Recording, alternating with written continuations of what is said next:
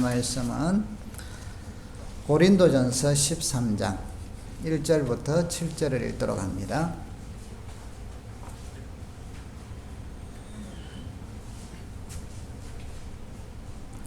고린도전서 13장 신약성경 279쪽입니다.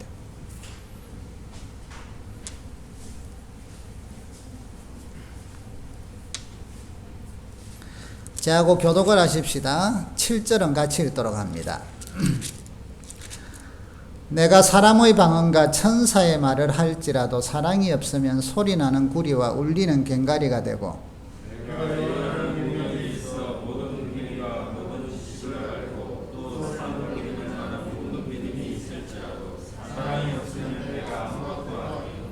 내가 내게 있는 모든 것으로 구제하고 또 내 몸을 불사르게 내어 줄지라도 사랑이 없으면 내게 아무 유익이 없느니라.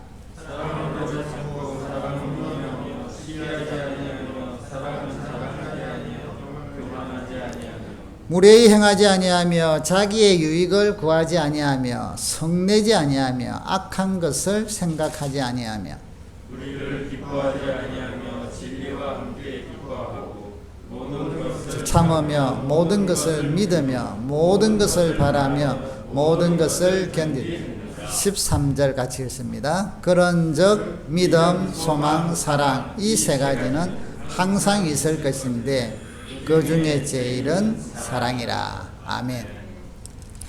오늘은 특별히 제목이 사탄과 세상의 도전, 쉽게 말하면요 시험과 환난입니다. 거기에 대한 우리 그리스도인들의 응전이에요. 응전. 이 코로나19 때문에 지금 이게 장기화되니까 이제 뉴스를 이리 들어보면 많은 사람들이 그 60% 이분들이 이제 심리적으로도 불안하고 정신적으로도 많이 약해져 있고 사람 만나는 게 두려우니까요. 이런 것으로 고통당하는 사람들이 많아지고 있다고 합니다. 우리 성도들도 마찬가지죠. 이런 게 조금 장기화되니까 점점 영적으로 약해지는 것 같고 점점 믿음이 좀 더 무기력해지가는 느낌들을 우리가 받아요. 그래서 우리가 이럴 때 이게 이대로 계속 가면은 우리가 안 되죠. 그죠? 우리 세상에서는 전염병뿐 아니라 이런 환난과 어려움들을 겪게 되어 있습니다. 우리 성도들도 특별히 그렇거든요. 그래서 여러분, 우리 성도들은 믿음의 생활은 제가 자주 이야기하죠. 손바닥과 손등처럼 양면이 있다는 것을 꼭 아셔야 됩니다. 성경에 보면 하나님의 권능이 임해서 하나님의 은혜로 인해서 우리 성도들에게는 성령의 능력으로 권능이 나타나요. 기적도 일어나고 치유도 일어나고 성공도 있고 축복도 있고 당연히 있죠. 동시에 그리스도를 따르기 때문에 우리는 세상은 교회를 공격합니다. 그래서 음부의 권세가 교회를 공격하는데 주님은 말씀하시기를 음부의 권세가 이기지 못한다고 했거든요. 세상은 그리스도를 싫어하기 때문에 성도들을 싫어합니다. 그래서 성도들을 공격합니다. 그러면 우리는 세상 속에 있기 때문에 환난과 핍박과 고난을 당한다는 것이에요. 이 두 가지가 공존하는 게 성도의 삶입니다. 한쪽으로만 치우치면요 이거는 잘못되게 되어 있어요. 그래서 우리가 성공주의 신학, 번영신학이라고 해요. 신학에서는 이것만 너무 우리나라가 그동안 쫓아왔어요. 우리나라 산업발전과 함께 이게 이제 기독교적인 흐름과 이게 같이 갔는데 그러다 보니까 너무나 많이 그 속에서 안 좋은 것들이 생겼다. 고난은 이제는 싫어해요. 고난받으면 그래서 이제 어려움 생기면 뭔가 딱 나오는 게 있죠. 재진간이야. 재진간. 아니요. 환난과 시험, 고난, 때로는 번영과 은혜, 그 어떤 성공, 이런 것들이 우리 속에는 어떤 게는 이게 올 수가 있고 어떤 때는 여기에 올 수가 있어요. 그래서 지금 현재 우리가 이런 코로나19도 이거는 전 세계적인 지금 전염병이니까 자, 이 부분들을 우리가 어떻게 대응해야 될 것인가. 이것은요, 맛배기에 불과해요. 주님께서 말씀하시기를 성경에는 보면 우리가 주님이 오시기 전에 대환란이라고 있어요. 대환란.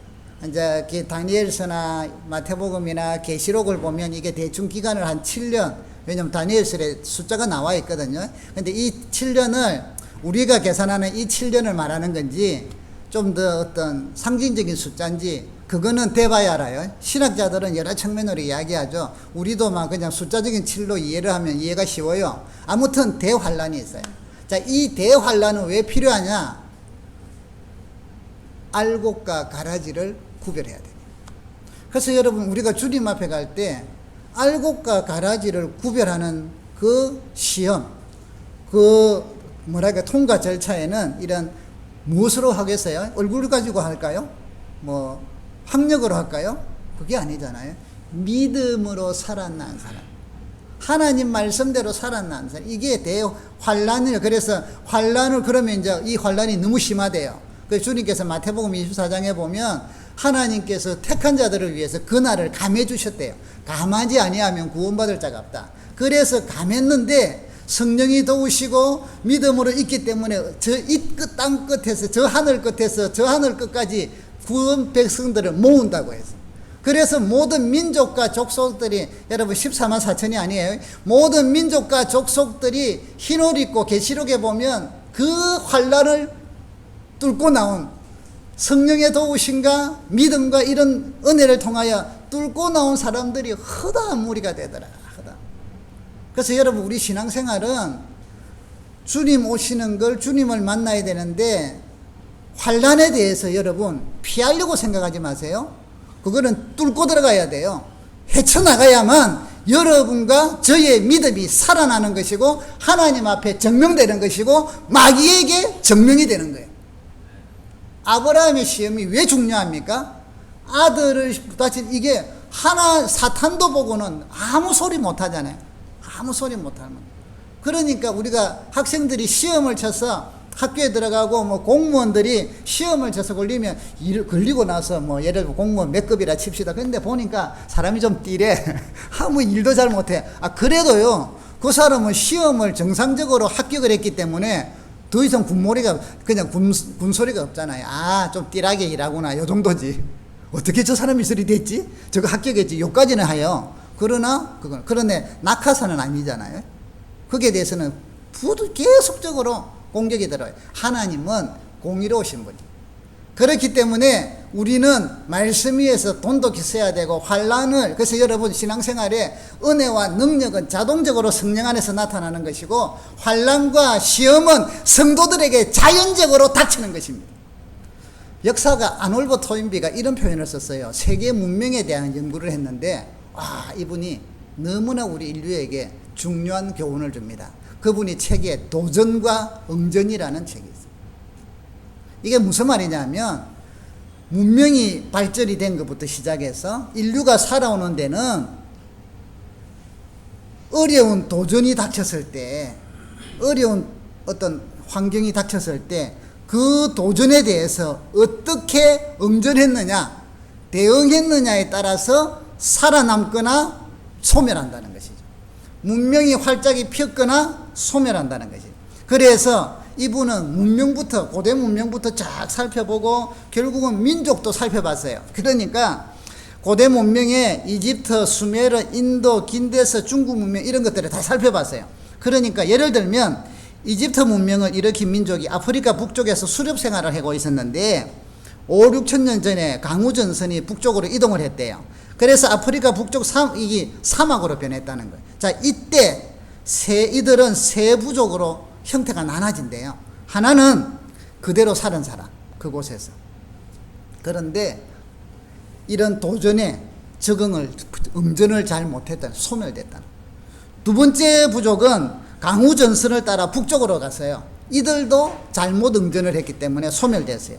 세 번째 부족은 맹수들이 우글거리는 나일강 지역으로 이주를 했어요.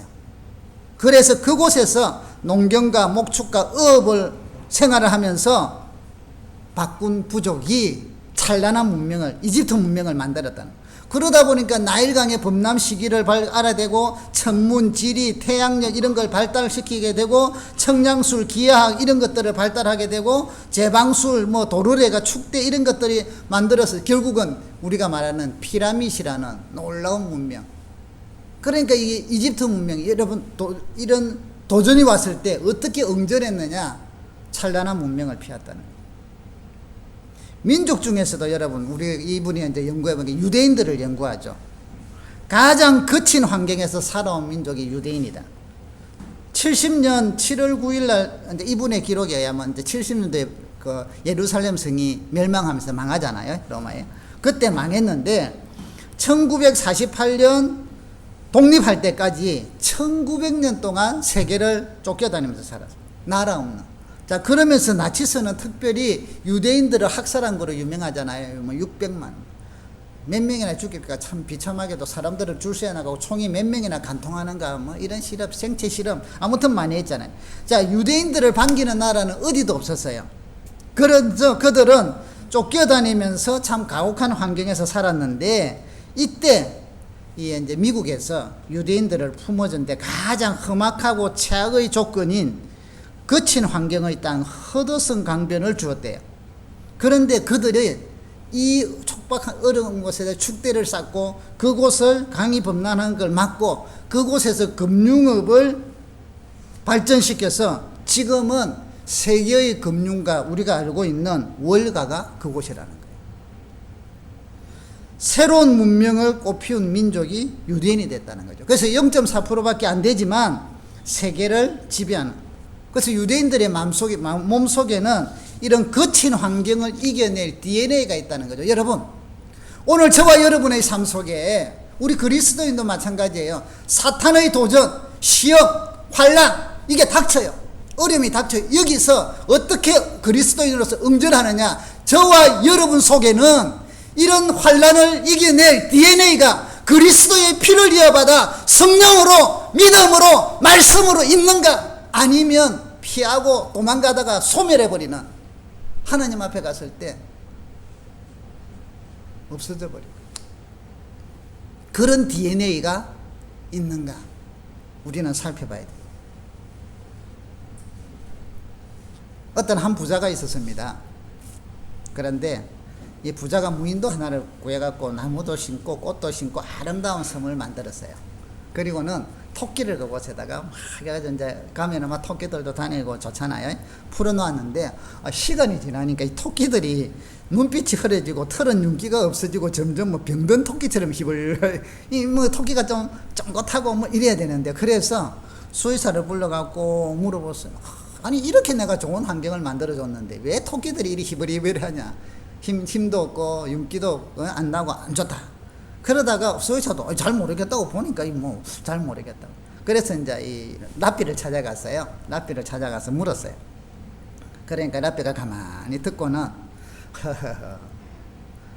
이리와 같이 키우세요. 아니 예? 이리를 키우면 이리가 잡아먹잖아요, 토끼를. 그러니까 다 잡아먹을 건데요. 그러니까 이렇게 표현했답니다. 토끼의 병은 환경이 너무 좋아서 생긴 병이에요.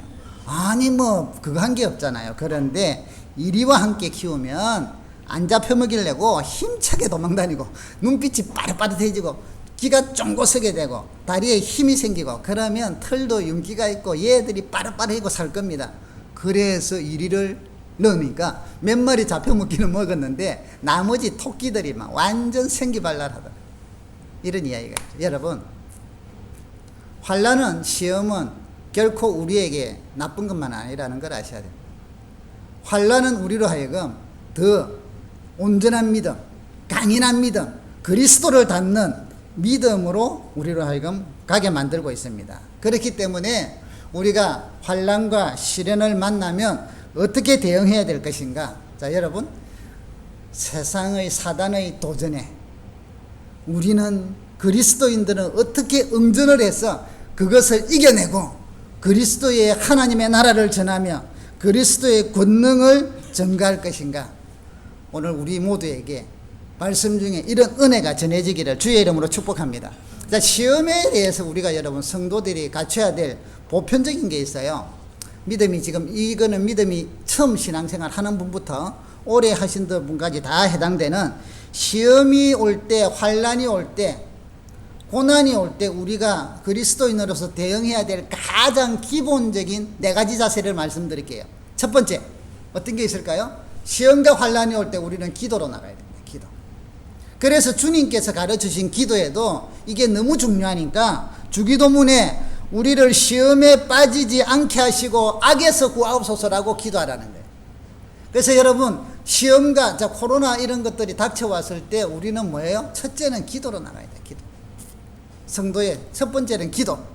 두 번째는 성도가 환난과 시험을 이기려면 예수님께서 본을 보여주셨어요. 시험하는 자 마귀가 와서 시험할 때 예수님이 뭐라고 대응해요? 기록되었으되 말씀으로 대응했단 말이에요. 말씀으로. 그러면 우리 성도는 환난과 시험을 이기려면 말씀을 삼아요. 그래서 시편 119편에 보면 내가 주께 범죄하지 아니하여 주의 말씀을 내 마음에 두었나이다. 주의 말씀을 내 마음.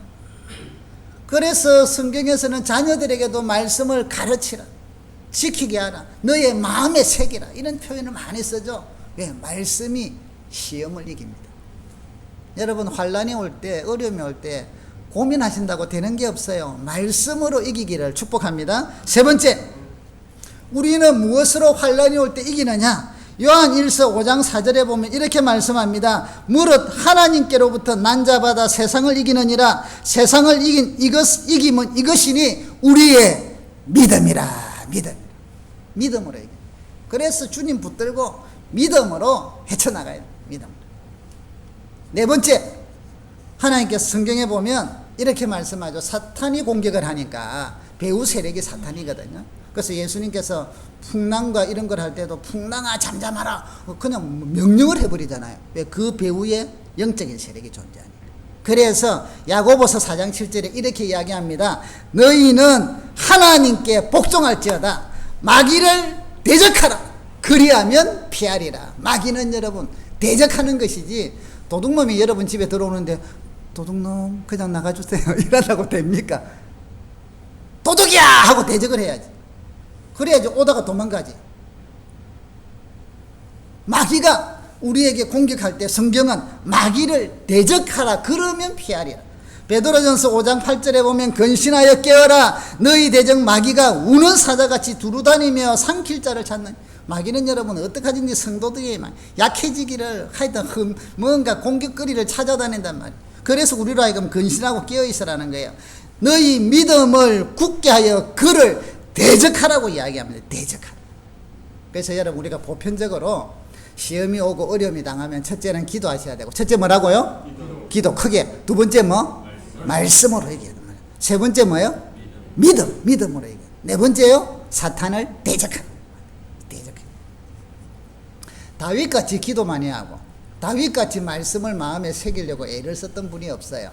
그런데 이분도 좀 뭔가 긴장이 풀어지고 그랬을 때 범죄를 합니다. 간음을 하고 그 남편을 죽이는, 전쟁터에서 죽게 하는 살인죄까지. 그러니까 우리는 여러분 누구든지 간에 장사가 없습니다. 항상 선 줄 알거든 넘어질까 조심하라 했잖아요. 우리는 항상 사모. 자, 그런데 여러분 말씀을 사모하고 기도하고 하나님의 은혜를 사모하는 사람과 약하게 하거나 그렇지 않는 사람의 차이가 있는데, 시험을 당할 때, 환난을 당할 때 두 쪽 다 넘어져요. 넘어질 수 있어요. 이기기도 하지만 넘어질 때도 있어요. 그런데 시험에 때로는 넘어졌단 말이죠. 다윗도 넘어졌고 일반 사람도 넘어져요. 그런데 차이가 뭔가 아세요? 평소 때 말씀으로 기도로 주님을 의지하고 하나님의 말씀의 사랑 가운데 거하려고, 본질 가운데 거하려고 애를 쓴 사람들은 범죄했을 때 다윗이 범죄하고 자기는 다 숨겨서 아무도 모른다 하고 탁 숨기고 살았는데, 나단 선지자가 찾아왔어요. 그리고는 이야기를 하고는 당신이 바로 이 범죄자, 이 사람하고는 다윗의 죄를 바로 직격탄으로 공격을 해요. 아니 왕한테. 그러면 일반적으로 왕들이 대신들 앞에서 지금 망신을 당하는 거잖아요. 저자를 하옥하라 하고 나가야 되는데 은혜를 아는 다윗이 비록 범죄에서 한쪽에는 죄에 대한 그게 숨겨놨지만 은혜를 알고 하나님을 사모하고 말씀과 기도로 순종하려고 하는 그가 그 은혜가 있으니 죄에 대한 지적이 들어올 때 바로 회개한단 말이죠. 바로 무릎 꿇어요. 그런데 말씀을 아무리 많이 알아도 지식으로는 많이 알아도 하나님 말씀에 순종하고 자기들 방식으로는 순종해요. 그래서 형식적으로 치우친 바리새인들은 예수님의 말씀은 들으면 들을수록 회개를 하는 게 아니라 분이 생기더라. 악해지더라. 이게 중요해요, 여러분. 하나님의 말씀이 그래서 은혜로 사는 사람하고 말씀과 기도로 사는 사람은 죄를 안 짓는다, 범죄 안 한다. 이 세상에서는 아니에요. 얼마든지 넘어져요. 넘어질 수가 있어요. 그러나 넘어지도 잘못된 길을 갈 수가 있어요. 그러나 말씀으로 다시 도전을 받을 때, 성령의 음성을 들을 때 제때 돌아와요. 회개하고 또 가다가 또 넘어지겠죠? 또 돌아와요. 또 돌아와요. 이게 은혜가 있는 사람의 삶이라는 겁니다.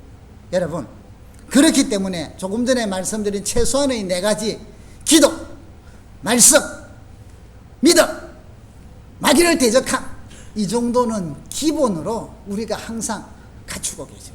그리고 갖추어 가셔야 돼요. 세워 가셔야 돼요. 그렇게 되기를 주의 이름으로 축복합니다. 자, 우리가 그러면 이제 믿음으로 살고 이렇게 살 때 여기서 조심해야 될 게 있어요. 성노선자의 은혜를 많이 받고 이러다 보면 여러분 은사가 나타나요. 이 은사가 나타나야 돼서 꼭 뭐 병만 고치고 이런 게 아니라 은혜가 충만하면 막 기쁨도 있고 이렇거든요. 그러니까 은사의 형태야 뭐 외적인 것도 있고 내부적인 뭐 예를 들면 사랑, 성김, 뭐 긍휼 이런 것도 있고 또 아니면 뭐 병 고치고 이런 것도 있잖아요. 아무튼 저는 생각할 때 외형적인 거 몸 안에 있는 중요하지만 내부적인 거 뭐 이렇게 이해를 하는데요. 아무튼 이런 게 나타나고 믿음으로 돈독히 살려고 하는데 여기서 우리가 조심해야 될 게 있어요. 자, 환난이 닥쳐요. 시험이 닥쳐요. 그러면 우리가 이겨내기 위해서 뭐로 이겨야 된다 했죠? 믿음으로 이겨야 된다 했죠? 말씀으로 이겨야 된다 했죠? 성령 충만해가지고 그래서 마귀를 대적하자 하고 하는데 여기서 오해를 한단 말이죠. 사랑이 없으면, 상대에 대한 배려가 없으면, 특별히 성도들은 세상에 대한 배려가 없으면 믿음만 강조하다가 세상하고 충돌을 하고 오히려 더 세상으로부터 더 좋지 않는 열매를 맺어요. 자, 이거를 이제 예를 들어 드릴게요. 오늘 고린도전서 13장이 바로 이 내용이에요. 내가 사람의 방언과 천사의 말을 할지라도 사랑이 없으면 구리와 울리는 갱가리가 되고, 자, 앞에 거 좀 빼고요. 2절. 내가 예언하는 능력이 있고 모든 비밀과 모든 지식을 알고 산을 옮길 만한 믿음이 있을, 자, 오늘 믿음을 이야기했으니까 이런 산을 옮길 만한 믿음이 있을지라도 사랑이 없으면 내가 아무것도 아니다. 3절. 너가 모든 것으로 구제하고 너의 몸을 불사르 줄지라도, 얼마나 큰 희생이에요. 사랑이 없으면 이것도 아무 유익이 없다라고 이야기하신다는 거예요. 근데 제가 과거를 하면 우리 코로나에 대한 대응을 어떻게 했나 하고 살펴봤어요. 코로나19가 처음에 닥쳤을 때, 그거다가 이제 신천지로 인하여 막 온 우리나라가, 그죠? 그래서 우리가 한편으로는 신천지가 이렇게 밝혀지니까 할렐루야 하고 이제 외쳤는데, 신천지가 좀 잡히고 나니까, 그다음부터는 결국은 이제 교회가 이제 이게 고민을 하기 시작을 했죠. 자, 예배를 드릴 것이냐, 안 드릴 것이냐. 대면 예배로 드리냐, 뭐 비대면 예배로 드리냐, 이런 것으로 우리 교회들 안에서 2가지의 형태가 나왔어요. 한쪽에는 전쟁의 때도 우리가 예배를 드렸는데 이 정도 가지고 못 드리냐 하면서 예배 고수하자는 신앙, 아주 존경스러워요. 여러분, 사실은 존경스러워요. 그 다음, 지금 세상 사람들이 저리 불안해하고 이러니까 교회가 그렇다면 그걸 너무 외면하지 말자. 이래서 또 영상 예배 혹은 비대면 예배 이렇게 2쪽으로 했어요. 여러분, 이걸 갖고 이쪽이 옳다, 이쪽이 옳다라고 하는 거는 어리석은 판단들이에요. 근데 여기서 양쪽 다 조심해야 될 걸 말씀을 드릴게요. 자, 영상 우리는 그래도 끝까지 모인다. 예를 들면 사랑제일교회 그 누구죠? 어느 목사님? 예? 정강훈 목사님? 좀 창피스러운데 그 교회가 예배를 계속 드렸기 때문에 교인 수가 늘어났다는 말이 들리더라고요. 우리도 그럼 그때 예배 드릴까? 아니요. 여러분, 그 교회의 형태는 가슴 아프게도 우리에게 아픔을 줘요. 그게 아니에요. 거기 기존 신자들이 좀 왔다는 거지 새 신자들이 누가 그러겠어요.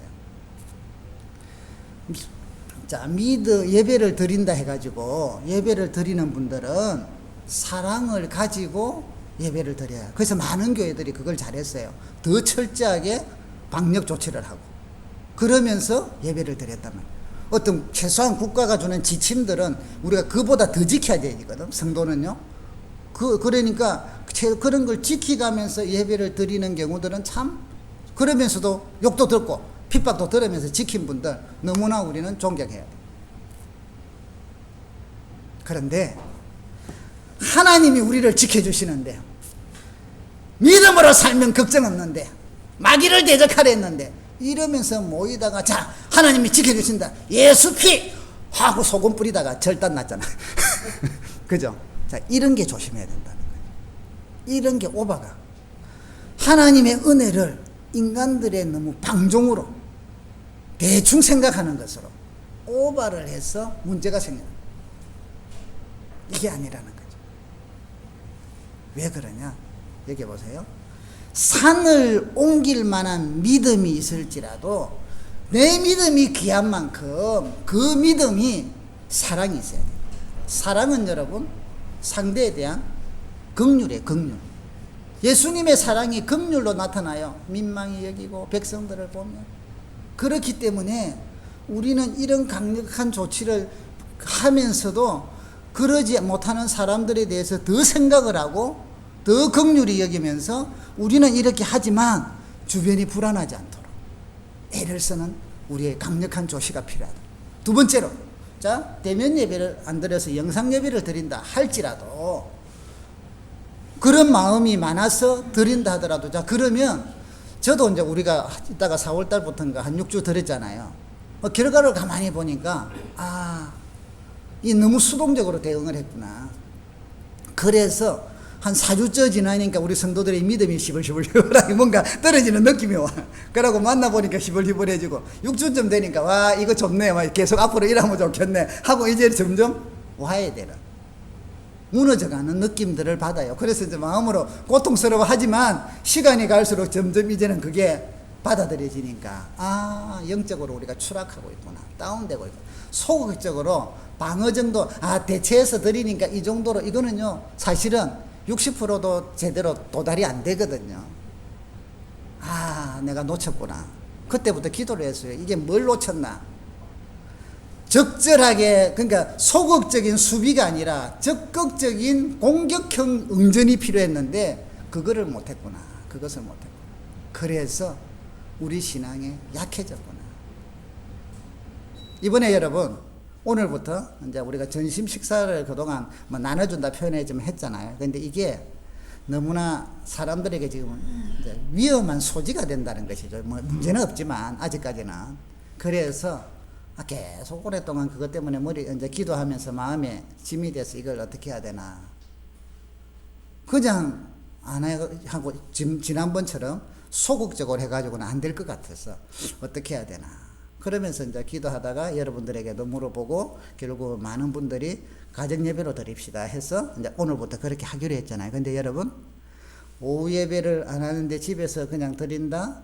요 정도로 소극적으로 하면 우리는 응전을 하는 게 아니에요. 이게 대해서 우리는 오늘부터 적극적으로 대응을 해내야 돼요. 적극적으로 하지 아니하면 우리는 무너지게 돼 있어요. 환난 앞에서 넘어진단 말이죠. 쓰러진단 말이죠. 오히려 여기는 안 모이는 것 같으나 여러분과 여러분의 가정과 여러분의 자녀들은 믿음이 더 돈독해져야 된다는 것입니다.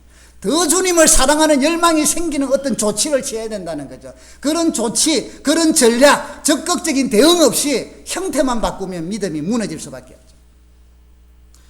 주부 앞에다가 제가 넣는데 얼마 전에 제가 한 번씩 밥을 먹을 때 저는 TV를 밥 잘 보거든요. 밥 먹으면서 그러다가 와 너무나 놀라운 장면을 봤어요.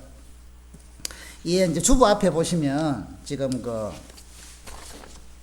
이구아수 폭포, 이게 이제 브라질하고 아르헨티나 국경에 흐르는 큰 폭포예요.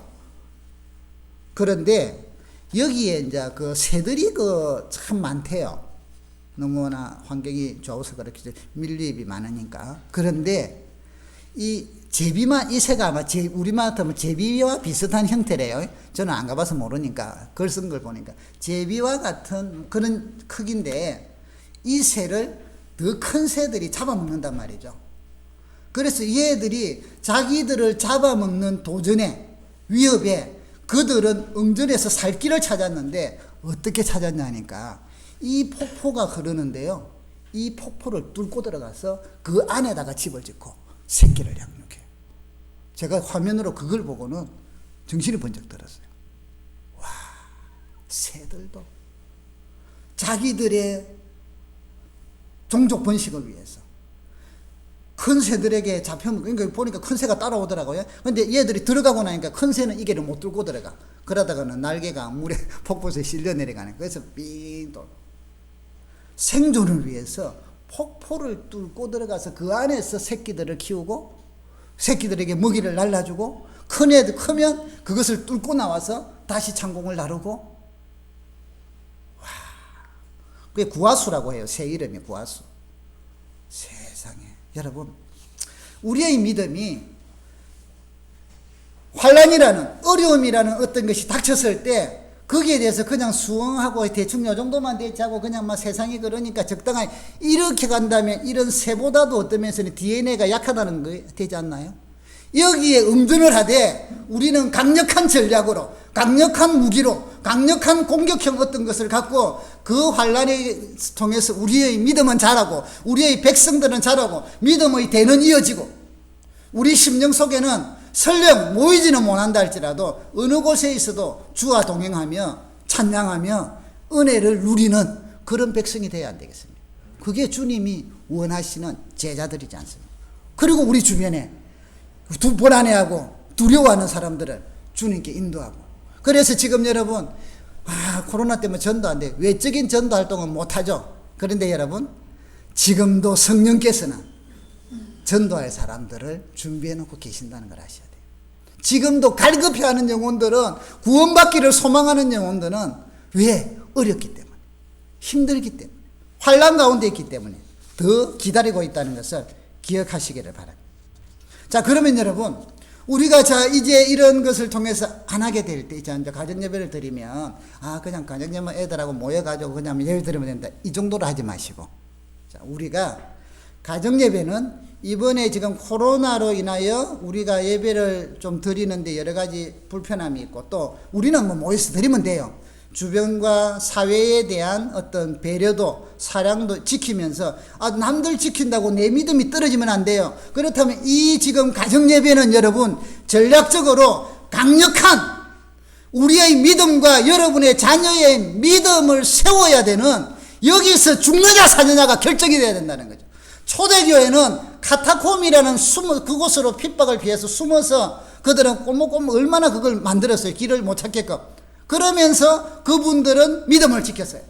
중국도 그렇고 북한에도 지금은 숨겨져 있는 성도들이 있겠죠. 하나님의 일하시면 계시니까. 그러면 그들은 그런 외적인 환경 가운데서도 모이고 우리 자유처럼 이렇게는 못하더라도 그들 나름대로 하나님의 말씀을 붙들고 사는 사람들이 있단 말이죠. 그것은 지금부터 여러분의 가정에서 이걸 만들어내기를 주의 이름으로 축복합니다. 그래서 드리면 좋고 애들하고 그냥 모이면 이게 아니라 안 하면 안 된다는 거예요. 자, 여러분 모여서, 그래서 이제 형태들은 주보에다가 좀 기록을 해놨으니까 이걸 보시기 바랍니다. 아이들하고 가정에 모이시거든. 이것은 지금 가정예배는 응전으로서의 전략으로서 제가 말씀드려요. 모여서 우리 이제 남집사님께서 이번에는 특송을 오늘 예배 끝나고 나면 한 2곡 오후 예배 찬양 인도를 하실 거예요. 그러면 그 찬양을 영상으로 보내드리면 그걸 트세요. 같이 모여가 시간은 여러분들이 가정에 맞도록. 자, 그래서 영상을 들으면서 일단 찬양을 같이 하시고 그 다음에 이제 우리가 기도하면서 성경 본문을 여기 주보에다가 적어놨죠. 오후에 보면 성경 읽기 해가지고 주일학교 본문, 중고등부하고 주일학교 같이 본문이고요. 오늘 우리 낮예배 본문. 그래서 성경을 같이 한 번씩 읽으세요. 자, 여러분 성경을 요즘은 교회를 다니면서도 성경을 너무 안 봐요. 이거 빔 떼어주고 제가 그래서 성경 구절은 가능한 빔이 아니었잖아요. 제 나름대로. 그런데 성경을 안 읽으면 믿음이 자랄 수가 없어요. 이야기식으로만 해갖고는 안 되거든요. 그래서 일단은 성경을 좀 읽어서 성경에 친숙하면서 읽는 가운데 은혜를 받고. 자, 그리고 요절 말씀을 여기 적어놨으니까 외우세요. 한 대여 번 읽다 보면 다 못 외워도 돼요. 그래서 이제 이 마태복음 7장 21절은 오늘 그 주일학교 내용인데, 이제 주여 주여 하는 자마다 다 천국에 갈 것이 아니요 아버지의 뜻대로 행하는 자야만 간다는 이 내용이에요. 그러면서 우리가 잘 아는 그 반석 위에 지은 집, 모래 위에 지은 집에 대한 내용들이니까, 자, 이런 것들을 여러분 읽고 나서는 오늘 설교 내용의 줄거리를 아이들이 있는 분들은 아이들에게 이야기를 해달라고요. 그 잘못하면 너 다음부터는 예배 시간에 잘 들어서 줄거리를 이해하고 하고 이야기해 주셔야 돼요. 왜냐하면 하나님 말씀에 우리 아이들과 우리들이 집중해야 된단 말이에요. 그래서 여러분들은 설교 낮에 들은 설교 말씀의 줄거리를 여러분들이 그냥 내 마음에 드는 게 한두 개만 체크하시면, 첫째는 전체적인 윤곽을 잡으셔야 될 거 아니에요. 줄거리를 딱 하고 나서는 서로 이야기를 줄거리를 하세요. 왜? 이 가족 모임은요, 말씀으로 우리가 서로 살고 말씀을 마음에 새기고 자녀들에게 말씀을 양육할 뿐 아니라 말씀을 통하여 가족 간의 소통의 장을 만드는 겁니다. 우리 대화하자 이러면 대화할 게 없잖아요. 그런데 예배드린 말씀으로 대화하면은, 그러다 보면 나중에 마음속의 것들도 이야기가 나오거든요. 자, 그리고 나서는 말씀의 은혜는, 은혜 받은 게 무엇인가를 돌아가면서 나누기를 하세요. 이야기하기, 나누기. 그리고 내가 어떻게 실천할 것인가. 자, 여러분 말씀을 귀로만 듣고 한 귀로 흘리고 좋았다 끝 이게 아니라 하나님의 말씀을 내 마음에 두고 그 말씀대로 내가 살아보려고 애를 쓰는 이게 이제 신앙생활의 진짜잖아요, 진짜. 그래서 그러다 보면 이제 별하려고 하는 것, 뭐 잘 안 되는 것, 이런 것들이 나올 거예요. 그러면 그런 것 가지고 이제는 같이 기도하는 거죠. 기도 제목 좀 적어놨으니까 가족 기도 제목, 개인 기도 제목, 우리 교회를 위한 기도 제목, 나라와 민족을 위한 기도 제목을 갔어요. 그래서 이제 여러분의 가정이, 여러분 그냥 막 빨리 예배드리고 끝내자 이게 아니라 시간이 얼마가 되든 간에 같이 말씀 안에서 희열을 느끼는, 은혜를 느끼는, 말씀으로 나누고 하다 보면 애들이 고민도 나올 때가 있어요. 때로는. 그러면 그런 거 위해서 따뜻거려주고 기도해주고. 이 믿음이, 이런 말씀으로 적용하고 말씀으로 듣고 이러는 믿음이 여러분의 자녀들과 여러분 가정과 우리가 사탄의 어떤 환경과 공격 가운데서도 살아낼 수 있는 전략이라는 거예요. 어제 여러분, 어제 아래가 금요일 날 제가 좋아하는, 저는 이제 좋아는 하지만 보지는 못해요, 정규 시간에. 왜냐면 우리 그 팬텀 싱어 3가 끝났어요. 근데 그 시간이 우리가 기도의 시간이라서 저는 이제 못 보고 전신 묵다가 어떤 때는 틀어놓으면 재방송을 하는 게 볼 때가 있어요. 그게 이제 딱 맞아 들어가면 저거는 좋은데 해갖고 지난번에 설교 때 인용한 것도 그때 밥 먹다가 딱 그게 나오는 거예요. 그래서 와, 저거 진짜 좋은 거구나 하고는 그랬는데, 이제 이번 토요일 날 어젠가 또 전신 먹으면서 딱 틀었는데 하더라고요. 그래서 쫙 봤어요. 그런데 그 우승한 팀이 부른 그 마지막 노래가 더 로저라는 노래였어요. 근데 이제 장미라는 노래인데 여기 보니까 이런 내용이 나와요. 참 그 내용이 감미로운 내용이었는데, 그 사랑에 대해서 쭉 표현을 하다가요, 밤이 너무 고독해지고 갈 길이 너무나도 멀게 느껴질 때, 또 사랑은 그저 행운이 따르는 강한 자들만을 위한 것이라고 생각하면 이것만은 기억하세요. 겨울에 혹독한 눈 속 깊이 잠자고 있는 씨앗은 따뜻한 햇볕을 받으며 봄에는 장미로 피어 오른다는 것을. 잠자고 있는 씨앗은 따뜻한 햇볕을 받으며 봄에는 장미로 피어 오를 것이라는 것을. 여러분, 참 가사가 멋있잖아요. 우리의 믿음의 씨앗이 여러분의 가정에서 가족끼리 자녀와 함께 하나님의 말씀을 읽고 묵상하고 암송하고 서로 은혜 받은 것 나누고 요만큼이면 요만큼대로 좀 더 풍성하면 풍성한 대로 이런 것들을 하고 한 마음으로 같이 기도하고 이러면 그 믿음의 환경이, 그 믿음의 모습이 여러분의 자녀들에게 여러분의 삶 속에, 심령 속에 믿음의 씨앗으로 새겨진다는 걸 잊지 마세요. 그래서 환난이 닥치고 어려움이 될 때 우리는 그 믿음의 씨앗이 그것을 대응하게 만들 것이고, 이제 나중에 그 믿음이 꽃을 피운다는 거예요. 자라난다는 거죠. 주님 앞에 갔을 때 어떤 환난도 이겨내는 용사들이 될 것입니다. 사랑하는 성도 여러분, 우리 신앙생활에는 여러분은 하나님의 거룩한 전능하신 손이 여러분을 도우십니다. 하나님의 은혜가 여러분을 붙들어 주십니다. 주님께서 여러분을 위하여 기도하십니다. 그렇기 때문에 환난이나 공고나 핍박이나 어떤 것들도 우리를 그리스도 예수 안에 있는 하나님의 사랑에서 끊을 수가 없습니다. 여러분들을 세상은 여러분을 이기지 못합니다. 믿음 안에 있으면 우리가 이깁니다. 그렇기 때문에 환난이 닥치고 어려움이 닥칠 때 우리는 말씀과 기도와 믿음과 사탄을 대적하는 그런 기본기들을 우리 자녀들에게, 우리 가족들이, 교회는 안 모여서 믿음의 생활이 떨어지는 것 같으나 오히려 집에서 더 얼굴을 마주보며 더 마음을 나누며 더 서로를 격려하며 더 서로를 사랑하며 믿음의 씨앗을 여러분 가정 깊이 심어놔서 이 씨앗이 대를 이어 천대까지 믿음의 가문이 되기를 주님의 이름으로 축복합니다. 사랑은 그렇기 때문에 여러분, 여기 말씀에 이렇게 해놨잖아요. 7절에 모든 것을 참으며 모든 것을 믿으며 모든 것을 바라며 모든 것을 견디느니라. 믿음, 소망, 사랑, 이 세 가지는 항상 있을 것인데 그 중에 제일은 사랑이라.